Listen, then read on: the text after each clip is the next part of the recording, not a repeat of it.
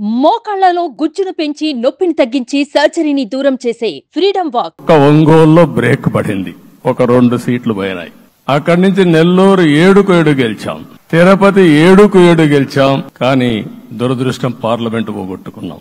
చిత్తూరు ఎప్పుడు ఇన్ని సీట్లు గెలవాలి, 7-7 గెలిచాం. అక్కడి నుంచి రాజంపేటలో 7-4 గెలిచాం. 3 సీట్లు పోగొట్టుకున్నాం. పార్లమెంటు పోయింది. అక్కడి నుంచి మీరు చూస్తే చరిత్రలో ఎప్పుడూ గెలవని విధంగా కడపలో 7-5 గెలిచాం మనం. ఆ తర్వాత అనంతపురకు వస్తే క్లీన్ స్వీప్ 7-7 గెలిచాం. హిందూపూర్లో 7-7 గెలిచాం. నంద్యాల ఎప్పుడూ ఊహించని విధంగా 7-7 గెలిచాం. ఆ తర్వాత కర్నూలుకు వస్తే 7-5 గెలిచాం. నేను ఈ 11 మందిని కూడా అదే మారిగా జనసేన మిత్రులు పవన్ కళ్యాణ్ గారు 21 సీట్లు తీసుకొని 21 గెలిచాడు. బీజేపీ 10 సీట్లు తీసుకుంటే 10 గెలిచారు. 8 గెలిచారు. అంటే 10కి 8 గెలవడం అనేది ఒక చరిత్ర. ఆ 2 సీట్లు కూడా కొన్ని ప్రత్యేకమైన కారణాల వల్ల ఓడిపోయాం తప్ప ఇంకోటి కాదు.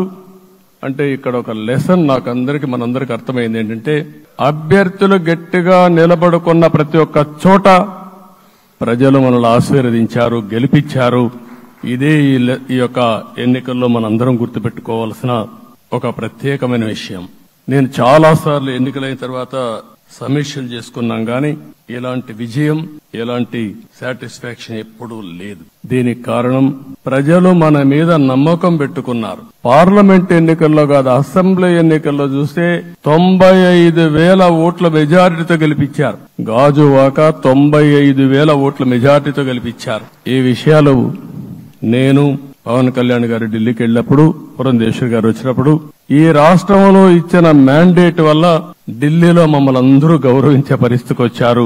మీ గెలుపు వల్ల ఈరోజు ఆంధ్రప్రదేశ్ రాష్ట్ర ప్రతిష్ట పెరిగింది, గౌరవం పెరిగింది.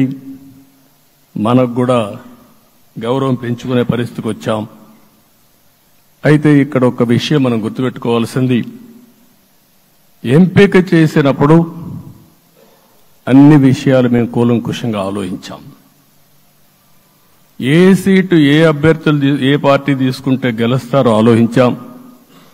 ఒకసారి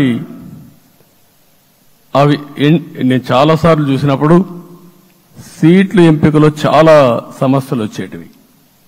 మొట్టమొదటిసారిగా మొన్న ఎంపికల్లో కూడా చిన్న చిన్న సమస్యలు తప్ప ఎక్కడ పెద్ద సమస్యలు రాలేదు.